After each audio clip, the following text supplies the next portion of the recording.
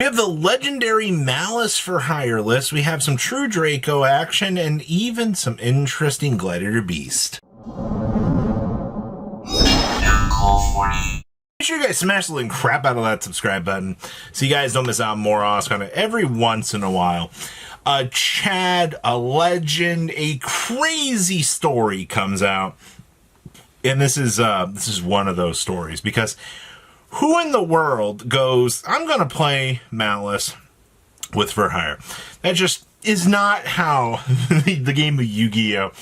Actually works out here. But there was this one regional where, I mean, it was like 12 people, but that doesn't matter. This deck basically managed to top a local, and that's crazy to think about out here. So, I mean, you've got, what, 2, 3, 4, 5, 6, 10. Hey, you're looking at like 13. And by the way, this is all pre-burst protocol support. So that's, I think, the part that gets me most about this list is you managed to somehow get this top without the level 5 package, without all the extra, gas extenders that the deck wants to have. And it's all because, Fogo is one of the stupidest cards you can actually make out here. And I actually think this is kind of important because getting the ability to basically deep draw into the deck and find yourself, 3 potentially extra cards.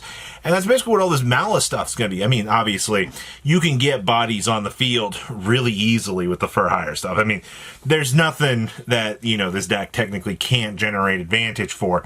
But it's very interesting just to think about the little intricacies and ideas that a list like this can do. So, congratulations. This is by far one of the craziest decks that I have seen come into the spotlight. And the fact that you managed to even pull this off. Wonderful, wonderful. Next up here, we have True Draco. Now, Sonny's been in the lab cooking up some interesting concepts recently, and he kind of latched onto the concept of playing True Draco. We've seen, not a lot of people trying out this deck, because honestly, when you look at True Draco, your first initial thought is like, hey, we're going to use this, we're going to use skill driven, we're going to use the floodgate cards, we're not going to play an extra deck. But truth be told, in reality down here, you can actually use this extra deck quite effectively to kind of get things going. Now, one little interesting little fun factoid that you get to do is the Ignis is a level 5. Same thing down here with the Majesty Maiden. Both of these cards are cards that can actually interact with our Canine package. So now we've basically unlocked the door to playing True Draco with the Canine package. Oh, okay. So, this is the same thing we've been talking about for all this time. Any build that can interact with the Canine stuff usually is going to be something actually pretty useful. And that's basically what we're looking at here. Now, in terms of, the rest of the True Draco package, Dragonic Diagram is still going to, kind of blow up some key pieces for you, which it might be a little bit inconveniencing, but it shouldn't be too bad. I guess the only thing I'd be really too worried about here would be like, Duo just is a starter, right? So Duo just toggles you into, a piece for you to roll off with Joe Cool. So as long as you can get to, Case the Canine, as long as you can actually see this, you can play the game. Also, I think this deck's going to be pretty interesting when we do get the Dark Magician and Destruction, because that means we can technically roll out the Dark Dragon, but that's an entirely future development. Next up is, wow, this takes me back, man.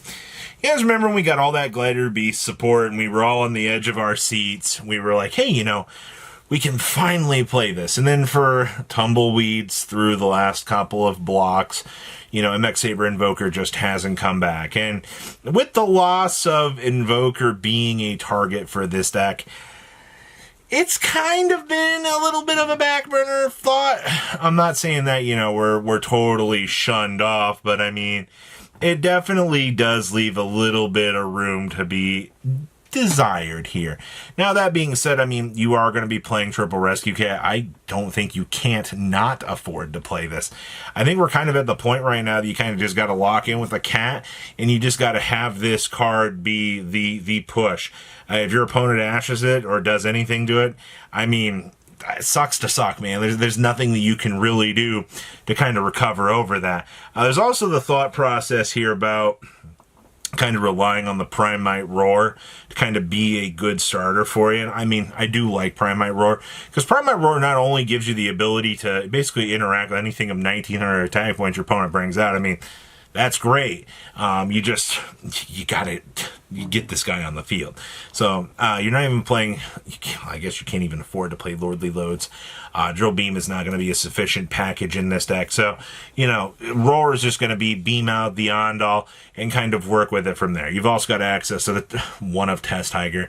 I mean, Test Tiger does come up in a lot of situations just to be able to kind of rotate through and kind of get something set up. But I think outside of that, you'll be fine for what you want to be seeing with this. So really cool to see some Gladiator Beast action kind of coming out here and actually showing us, you know, this deck can actually work. Ooh, we have some Genesis action for you.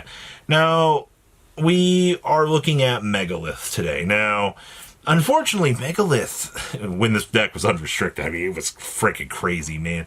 Anastasis is by far the best Genesis card that you can have for Megalith.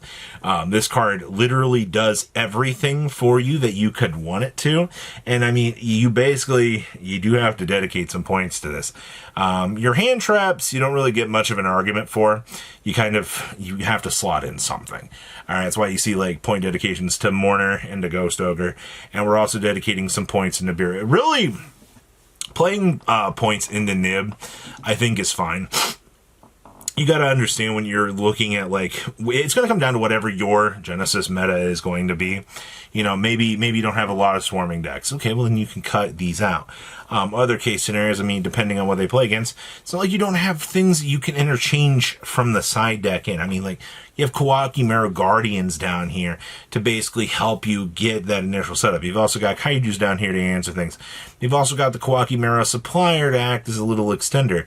I mean, the fact that you can also technically make Giant Hand as a little bit of a form of an interruption, it's kind of telling of what this deck can do. You also do see we are playing Chalice Slime. I think that this is fine too. We're kind of at a point right now. This deck has to kind of have a little bit of supplementary pieces because of the heavy requirements that it's got. But also, you know, by playing this, you get access into Pencil Plume and Talismandra, which, by the way, are both fantastic cards for this. So if you are wanting to play around with anything Megalith related as time kind of extends through here and we get more chances to kind of see this format developing, this might be a little bit of a fun challenge for you to mess around with. And then there is this little pile. This one was kind of cool to see. We're actually doing Crystron Adventure things, but I mean, you're not able to afford the best card that the package has to offer to you, unfortunately, because Griffin Rider is just too expensive in this format. They're like, oh my god, Griffin Rider has to get checked, and you know, they pummel it into the ground, and we all just kind of initially cry at what they've done. But I mean, it's fine. For what we are seeing here, you're going to be using the Adventure package as kind of a little control option with the return, but also it ensures that, you know, we can keep a Water Enchantress basically in rotation, and our Rite of Ermesiers are making level 4s for us to be able to synchro with. That's actually, I think, the coolest part about this deck. You know, the Adventure package is going to be putting that resource on the field for us to work with, and also, you know, we are using a Legal Knight to be that counter answer for us.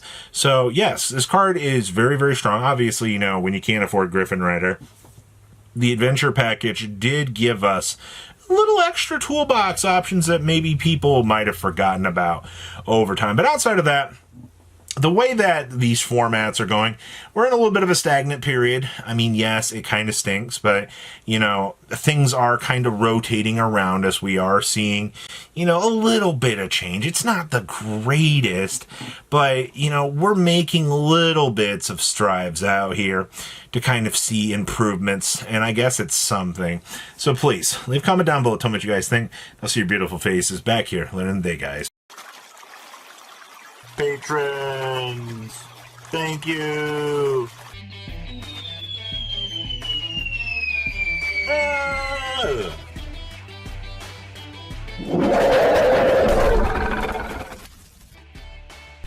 Thank you so much for watching. Check out these other videos.